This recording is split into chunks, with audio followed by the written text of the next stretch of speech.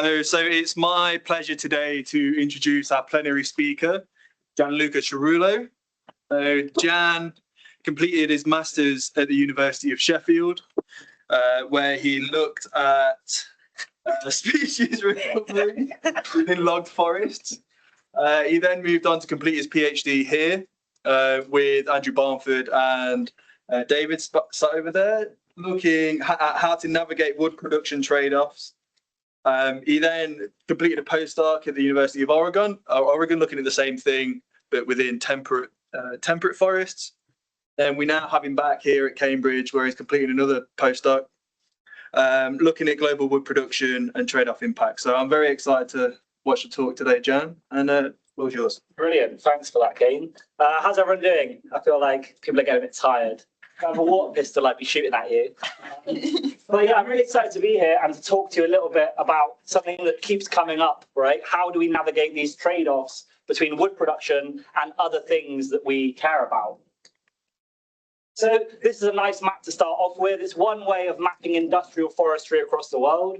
If you just focus on the blues and the yellows, this way of mapping industrial forestry does quite a good job of picking up some of the global wood basket regions, right? So we've got the Pacific Northwest in the US and the Southeast in the US, broad bits of Europe and Southeast Asia and Southeast Brazil. And we can see that already wood production is transforming enormous areas of our planet. Of course, that isn't capturing the enormous other form of logging, which is selective logging, which Chris already spoke so well about. And by some estimates, something like 4 million hectares of forest is selectively logged in the tropics each year, leaving behind these kind of fishnet, what's the word? Fishnet? Fishbone, thank you. Fishbone road systems within intact forests across the tropics. And even this isn't capturing all of the logging that's happening, right? Because as we were speaking, Abdul Karim, last night, there's an enormous additional area of illegal logging that's happening and quite hard to detect. So here in Cross River State in Nigeria, lots of illegal logging happening in the last stronghold of the Cross River gorilla.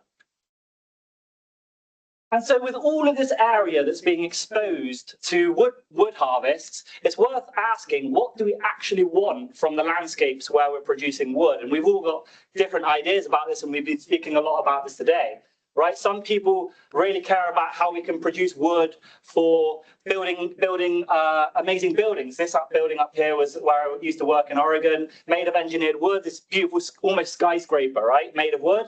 But we also care about the biodiversity that's within those forests. So according to the IUCN Red List, something like 30,000 species so far assessed are threatened in some way by wood harvests. And then we care about all the planetary processes that forests are underpinning. What else? Well, depending on who you are, you might not care about wood per se, but the money you make from harvesting wood. So what this is to say, this is a slide that's just showing we want all these different things and different objectives out of our forests. And so what I'm going to focus on today is how can we navigate trade-offs between the timber that we want and other things that we care about within landscapes. And I'm going to do this at 4 different scales. So I'm going to start thinking about this question in a single logging concession, so in a single parcel of land that's been given over to a logging company. I'm going to move up then to consider landscape scales. How can we navigate those trade-offs over larger areas, including regional areas? And then finally, I'm going to come to think about some of the work we're starting about how we can actually navigate these really complex trade-offs at global scales. I'm going to start with the concessions. So the question here is, which way of organizing logging within a timber concession is better for biodiversity? And here we're focusing on 50,000 hectares of old-growth forest in Pará in the Brazilian Amazon, right? And a logging company essentially leased this land from the government, and they take this forest and they segment it into 10-hectare parcels, which is the management scale that they operate in this region. And so from the logging records of the company that operated here, we know exactly how much wood was taken out within each of these parcels. And there's a variation in the intensity, right? So some bits are logged very intensively in the reds, some are logged a little bit less intensively.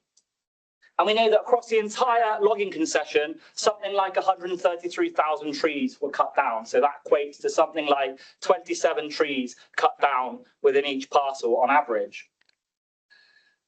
We also have biodiversity data.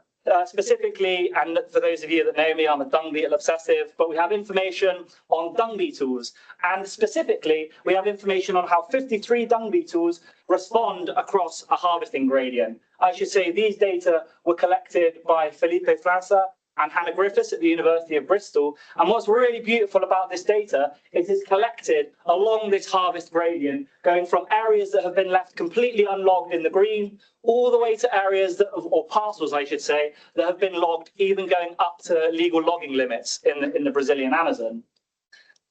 And this is how you catch dung beetles. You put poo over a cup, the dung beetles come in, and they did this over 120 parcels so that we could build quite simple models that allow us to predict what would the abundance of each of our 53 species be within each of these different logging intensities. And so what you can do once you have a model that allows you to predict how dung beetles respond to harvest is you can say, okay, which ways of logging would be better and which would be worse for biodiversity. And then we can compare that to how the company actually carried out their logging. So we were able to create thousands and thousands of different simulated ways of how the company could have gone around getting its wood from those 50,000 hectares of forest. And the scenarios we built track the land sharing sparing paradigm that some of you might be familiar with. So within old growth forest, land sharing logging looks something like this, where within each parcel, you log as lightly as possible to still meet your production target. So if you wanted to get 133,000 trees worth of wood, you log as lightly as possible within each parcel to get that wood. And that contrasts with something that's more like this, which is in the areas you are logging, you're able to log potentially even up to legal harvest limits. But because you've produced your wood over a much smaller area, you are now able to leave behind some of the forest as unlogged old growth forest. Key thing here, both of these ways of logging produce exactly the same amount of wood. And then, of course, there's many, many thousands of different mixed strategies in between these two extremes where you can vary the harvesting that's happening within the parcels and change how many trees you're taking out of each parcel, for example. And so what are the biodiversity consequences of those thousands and thousands of different ways of logging? This is a bit of a confusing figure, but I'm going to talk you through it. So on the x-axis, we've got the amount of wood that's being produced. And if you look at that dotted line in the middle there, can I point? Yeah, that dotted line here, this is producing exactly the same amount of wood that the logging company actually produced. As you go right, you're producing more wood than they produce. As you go left, you're producing less wood. Each of those dots is a made up way of logging within that logging concession, right? And what I've done here is I've colored those dots based on how much old growth forest they leave behind at the end of the logging simulation. On the y-axis, we've got basically a measure of the abundance of each of our species of dung beetles, a community average. The key thing here, a dot that falls higher up is doing better for those dung beetles than a dot that falls lower down. And so what you can hopefully see just by eyeballing this is that the logging scenarios we created that left behind more old growth forest, so the kind of red kind of colours, tend to do better than the ones that logged over a larger area and left behind less old growth forest. So those scenarios at the top right, they're logging quite intensively where they do log, but they're leaving behind lots of old growth forest, and that seems to have better outcomes. This line here, by the way, is what would happen if you just spared as much old growth forest as possible. And what you can hopefully see is that across the production targets, scenarios that leave behind more and more old growth forest are tending to do better, at least for dung beetles and at least in this landscape. And that dot there is what we predicted the logging company's biodiversity footprint was based on their business as usual operations. So for me, I look at this and I think, look at all the ways they could have logged better to get the same amount of wood as they actually got. That's for biodiversity. What about the financial outcomes to the logging company? This is where it gets a little bit sadder, right? Because we found that it would have been better if they'd concentrated their logging, but actually, in terms of the harvest profits that the logging company get, So if we're looking at sparing here, those sorts of logging approaches are actually quite a lot, up to 90% less profitable than how the logging company actually did their logging. There's a reason they logged how they did, right? And we looked at sparing in two different ways, two different colors. But the key message here is that, at least for the concession we looked at, the logging approaches that would have been better for biodiversity would have come with a financial hit to the logging company.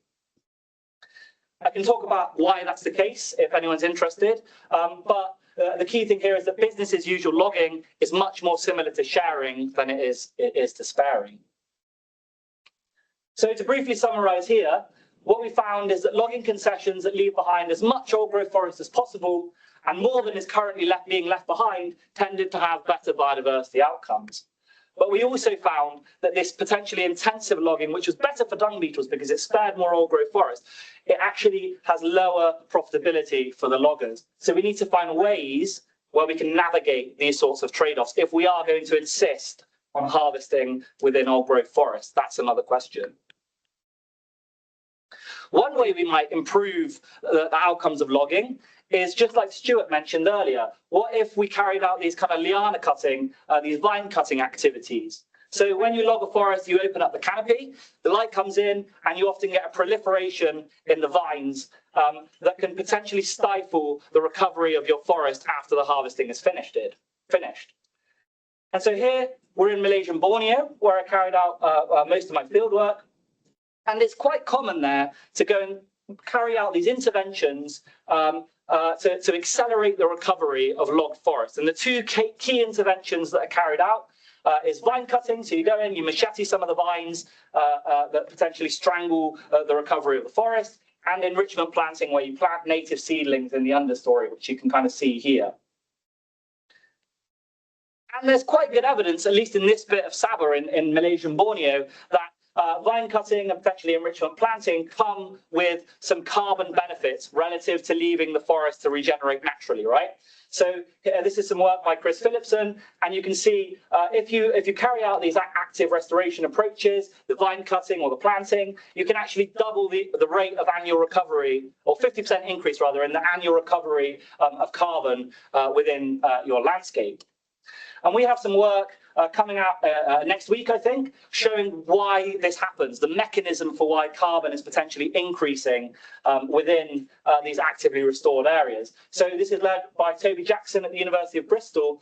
And what Toby did was use repeat LiDAR events covering naturally regenerating, actively restored and primary areas to look at what's actually happening, what are the dynamics that happen within these different management regimes.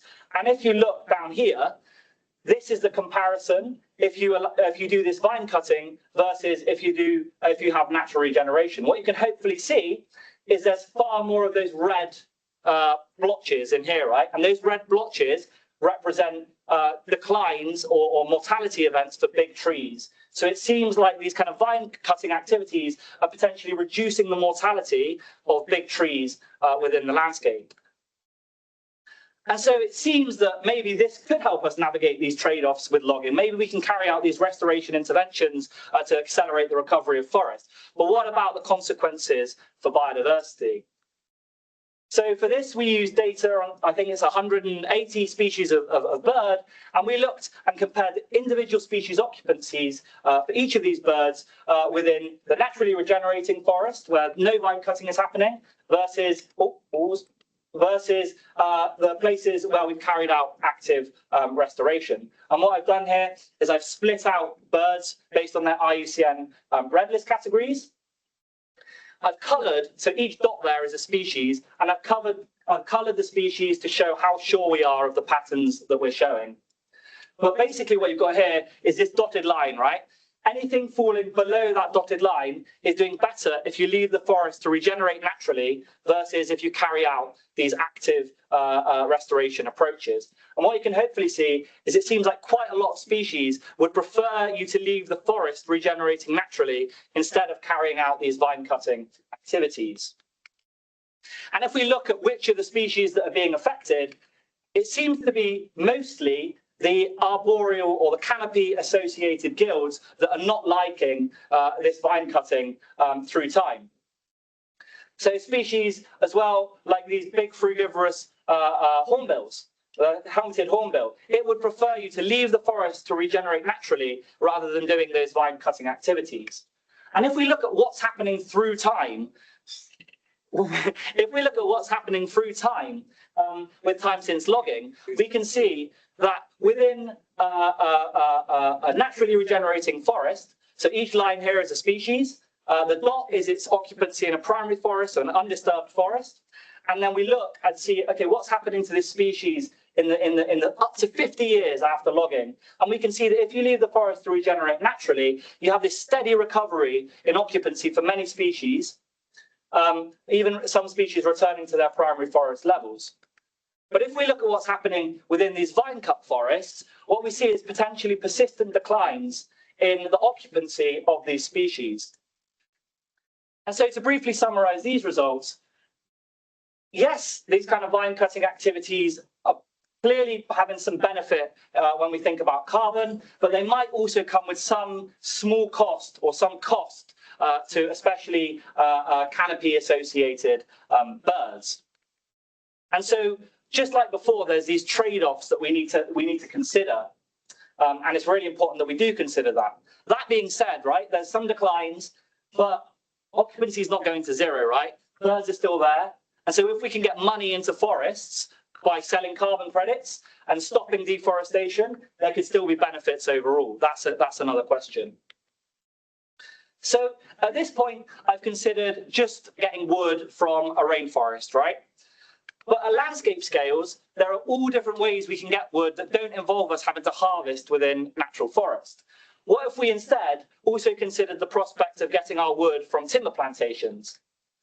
And so if you zoom out to a landscape scale, your landscape can be much more complicated in terms of which wood production approaches you can carry out. So this is one of my field sites in Malaysian Borneo. In the foreground here, you can see two different types of timber plantation. In the background, we've got a tropical closed canopy forest that's been logged twice, selectively logged twice, forest that's been selectively logged once, and forest that's been left completely unharvested. And so the big question here, and it's something we've all been talking about this morning, is would we do well to move harvests out of forests altogether and instead get more wood from timber plantations? And so this was the question we were really interested in answering. Is it better to use timber plantations or selective logging for different outcomes, and at what cost? So to look at this, we carried out a lot of field work in these 6 different management regimes. So we were in primary forest, we were in different kinds of once logged forests, we were in tropical rainforest that's been selectively logged twice, so really quite intensively, some of the more intensive logging you'll find in the tropics, as well as 2 different types of timber plantation. And within each of those management regimes, we sampled a lot of outcomes. So we individually identified something like 100,000 individual dung beetles across more than 100 species. We detected something like 27,000 individual birds. We used LiDAR products to look at how megatrees, so trees bigger than 50 meters, are responding within those different management regimes. We also use plots to look at how carbon's recovering, as well as yields and profits. And the key thing here is that for each of those management regimes I showed in the last slide, we surveyed along as good a chronosequence as we could find, right? So we're trying to see how does an individual species of dung beetle or carbon recover through time within each of those management regimes. And so with all this data, just like we had with the Amazon example, what we can do is we can explore the consequences of many, many, many different ways of producing wood. And we can include those age-dependent relationships into our assessment of how those different ways of getting wood would perform. So these are some of the results of doing that. Imagine you start with 1 million hectares of primary forest, and I'm going to show you scenarios that are going to vary, and I'm going to color them in weird ways, but the red means a scenario that leaves behind a lot of old growth forest. And then I'm going to distinguish the scenarios in 2 ways. One set of scenarios is going to have no plantations, which means all the wood in those scenarios comes from selectively logging tropical rainforest. Whereas in triangles, some amount of the wood is coming from plantations. So here we're really grappling with the question of what would happen if we moved harvest into plantations instead of selectively logging. So this is what we find when we look at outcomes for birds, dung beetles, megatrees, and carbon. I've thrown a lot at you here, but what I want you to focus on is on the x-axis, we've got the production target. And so just like with the Amazon example, if we go along a vertical line, those scenarios are producing exactly the same amount of wood, right? So I don't know if you can see this dotted line here. These scenarios are producing the exact same amount of wood. And what you can hopefully see here is that at least for these outcomes, the outcomes are much improved within these scenarios where we get wood from plantations versus the scenarios where we get wood from selectively logging. And what you should also hopefully see is that as we ask for more and more wood from the landscape, the benefits of plantations versus selectively logging is increasing. So as we're asking for more and more wood, it seems to be better to get that wood from plantations rather than from selectively logging tropical forests. So that's interesting, right? But it's only looking at a small number of environmental outcomes. What happens if we also look at the financial outcomes of these different logging approaches? Well, unfortunately here, just like we had with the logging approaches that were doing better in the Amazon, we have this trade-off, it seems, between what's best for environment and what's best for back pockets or for profits. So here we consider two financial outcomes. We consider harvest profits, so the profits that are being reaped by the selective logging companies or by the plantation companies, and we also consider forest protection costs, which I'm not going to go into too much here, but you can come and talk to me about later if you're interested. But what we find is that these plantation scenarios are coming with substantially lower harvest profits than getting wood from selectively logging tropical forests. And maybe this isn't actually such a surprising result, right? We know that the wood you get from a plantation doesn't really match the wood you're getting from logging primary forest.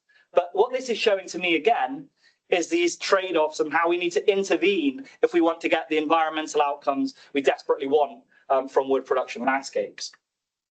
I'm going to skip over this. So to briefly summarize, getting more wood from plantations when coupled with reduced harvest within native forest is associated with, it seems, improved carbon, old growth structure, and certain biodiversity outcomes, at least for the things we measured and in this landscape. But once again, plantations, while having potentially important conservation benefits, they're going to require financial support, which our table spoke quite a lot about, right? How do we incentivize this period of 15 years that a company has to wait before they can actually start to see revenue coming from their plantations? So that's considering concession scales and landscape scales. But what happens when we scale up and start to consider regional scales? Well, if it's the case, like we saw in that last example, that maybe we should be getting more wood rather from plantations, a key question emerges, which is how should we organize those plantations within our landscapes? How should we strategically target where we're putting and expanding plantations? And I would argue that we are currently doing this in a very, very poor way. So if you look at this photo here, this is what happens, what you see out the plane window if you fly into Oregon in the Pacific Northwest of the United States. So here, what you're seeing is loads and loads of pockets of small clear cuts across the landscape, right? And the crazy thing about the current plantation dynamics is that you can go to these patches of beautiful old growth forest. So here's it's called a place called the Valley of the Giants, some of the biggest trees in the world, beautiful old growth forest. Right next to it is this timber plantation. So currently, timber plantations are being arranged in a way that they're directly buttressing primary forest. And that's because these clear cuts are being carried out in small scales in a way that's potentially substantially fragmenting the landscape. And if you're a species that cares about fragmentation, you respond badly to fragmentation, this is maybe a problem, right? So this is the marble murrelet. This is a species of seabird that loves old forests in the Pacific Northwest. And it's known that this species has potentially decreased in population by up to 17% because of all of this patchwork of harvest. Now look at that on the map. If you go to Google Maps, right, and you zoom in on Oregon, you literally see this. It looks like a checkerboard, right? Patches of forest that are being clear cut right next to patches of old growth forest. So just to zoom in very quickly on this species, because I'm going to focus a second on it now. The marble murrelet is a seabird, forages in nearshore waters, and why it's interesting from a forestry perspective is that this species nests in the branches of really big old growth forest or old forest trees, right? So it's flying in from the sea and nesting on these mossy platforms at the top of gigantic trees, and it lays its egg on these mossy platforms. And this species, at least historically, has had extremely severe or consequential consequences for forest management in the region. So if you have this bird on your landscape, you are not allowed to log the forest, right? Over 10 million hectares of forest in the Pacific Northwest have their management potentially alterable by the presence of this species, and hundreds of millions of dollars have been spent on monitoring this species. It's a species, so it cares about forests. It's also being threatened to an extent by climate change. So we know that in bad ocean years, like happened a few years ago, this is called the Pacific blob, which I think is a really cool term. But this Pacific blob led to the death of loads and loads of the prey that the marble murrelets depended upon. So this is a species that's being hit in two directions, potentially from forest fragmentation, potentially from climate change. And so we wanted to answer a few kind of pretty basic questions related to how you organize timber plantations in a landscape. So the first question is, does how you put timber plantations in a landscape affect murrelets within those patches of old forest that they nest in? And we show that that is the case. So we're looking, we built occupancy models from something like 40,000 records of marble murrelets across the Pacific Northwest. And we look at how those birds are responding to the amount of edge within a 2-kilometer radius around their nesting sites. And edge here is directly correlated to clear cutting, right? The clear cutting is what's causing the edge. And what we can see right here, right? The species, its occupancy declines substantially as we increase the amount of edge within the buffer. But what about these kind of climate effects, right? We know that the murrelet is facing threats from things like the Pacific blob, but could that also be affecting their populations within forests of different statuses? And so what we show here is that when you have these negative ocean years, these bad ocean years associated with die-off of the murrelet's prey species, the species then becomes more vulnerable to fragmentation. So there's a climate fragmentation interaction that's causing a decline in bad ocean years with species that have more fragmented habitat. Sorry, individuals that have more fragmented habitat. And so the question emerges, what should we do about this, right? How can we improve murrelet populations while still producing the wood in this region that's a global wood basket region?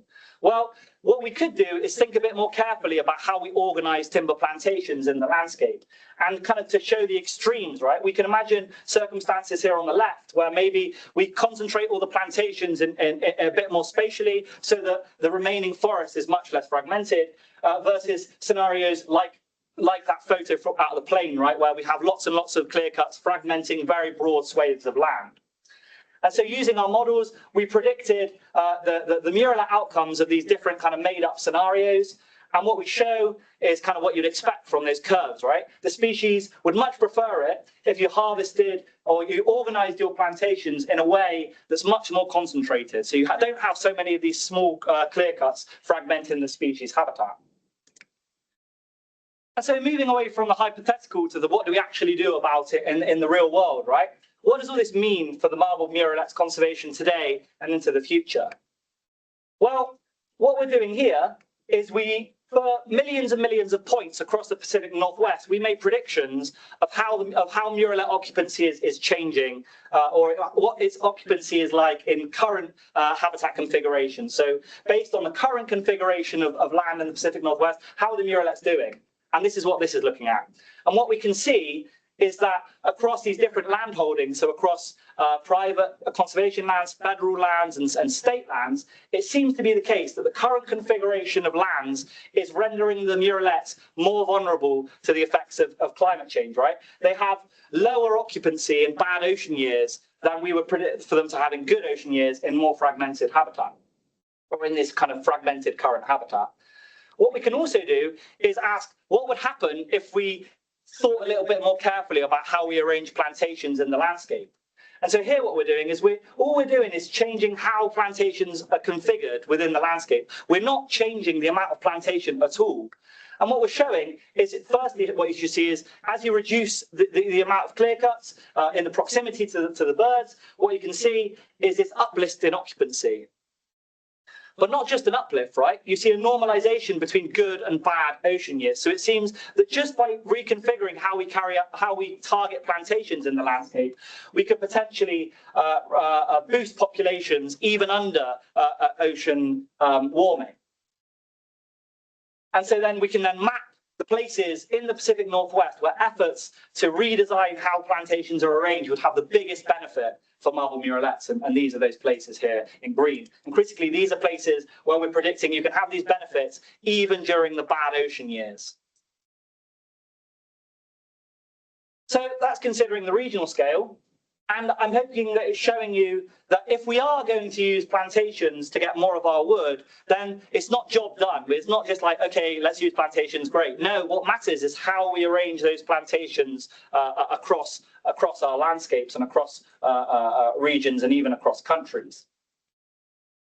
We need to think really carefully about how we target any future plantation expansion to minimize this trade-off. And I would argue that this is increasingly likely to matter into the future.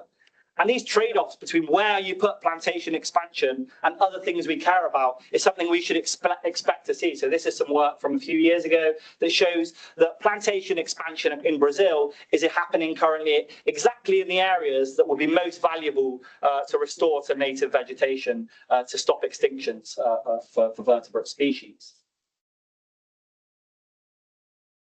So hopefully I've given you a bit of a flavour of the trade-offs at different scales, going from concession up to regional scales. And I'm just going to conclude now by asking, by telling you a little bit about the work we're starting now, that's starting to think about how we can navigate these trade-offs at global scales.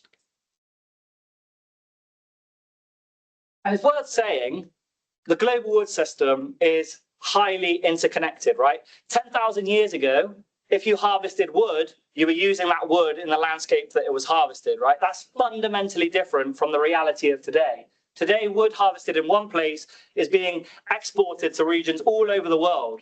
There's all these telecouplings, all these linked trade dynamics in the current global wood system. It's also really complicated to think about the global impacts of wood harvest because there's such variation in the forms of management that are used to get wood, right? So even in this talk, we've spoken about what happens if you log primary forest in Brazil or in Borneo? What happens if you use timber plantations in Borneo or in the Pacific Northwest? And what happens if you carry out all these kind of coppicing approaches or shelterwood systems in Europe? We should expect there to be very, very different biodiversity consequences of different ways of producing wood. A meter cubed of wood produced in one place is likely to have very different biodiversity impacts than a meter cubed produced in another place. And this is something we're increasingly thinking about in the context of forest protection and international forestry policies. So this was a letter we wrote a few years ago now, just warning, and it's something we've been talking about already a lot as a room, but warning about the need to think about what happens when you make decisions in one place and spread risk to elsewhere. So there's a number, some of you might be familiar with this, but there's a number of policies currently happening in Europe that are very likely to potentially reduce wood production in Europe. And this letter was basically arguing, okay, let's be careful that we're not inadvertently shifting our harvest footprint to very important tropical regions where we know that the biodiversity impact per meter cubed are likely to be much higher.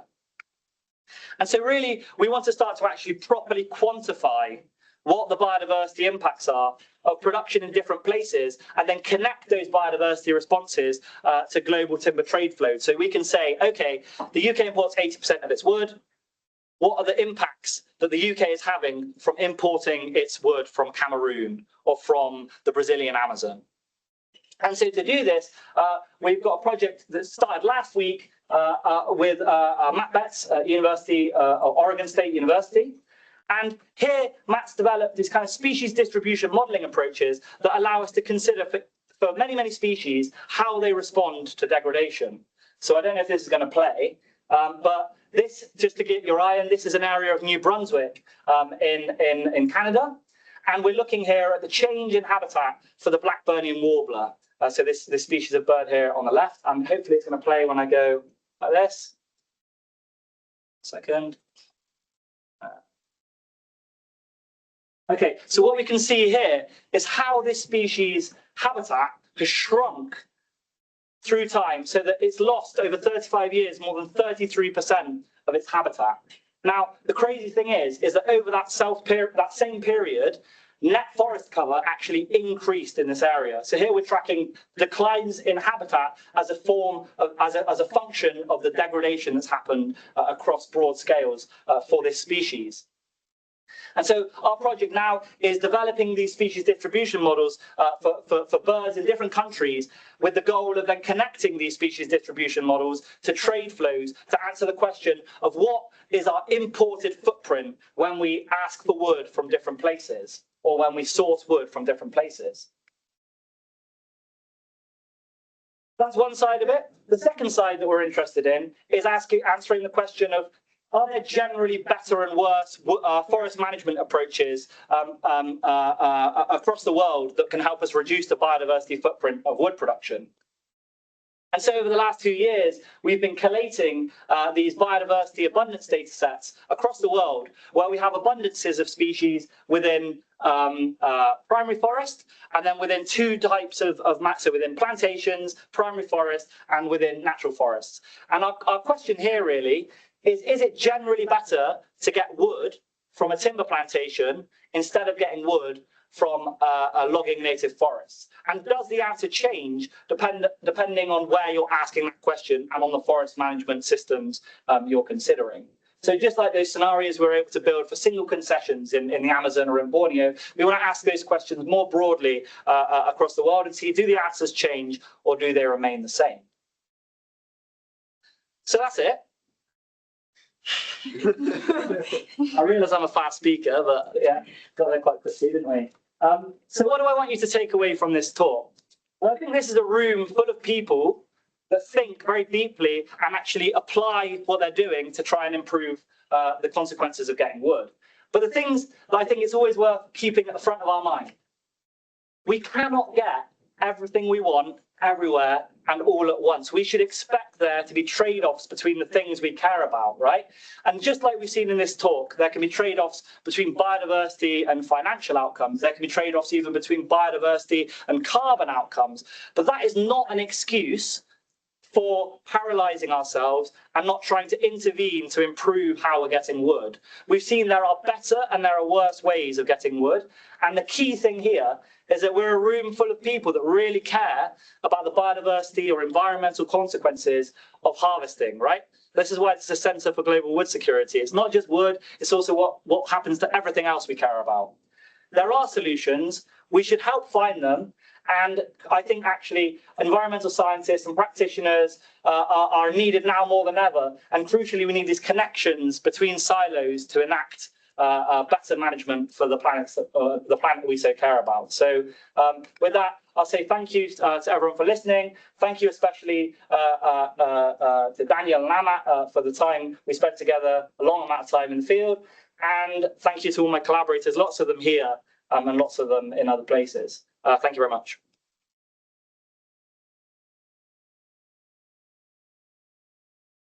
Fantastic talk, Jan. I think we've got some time for some questions.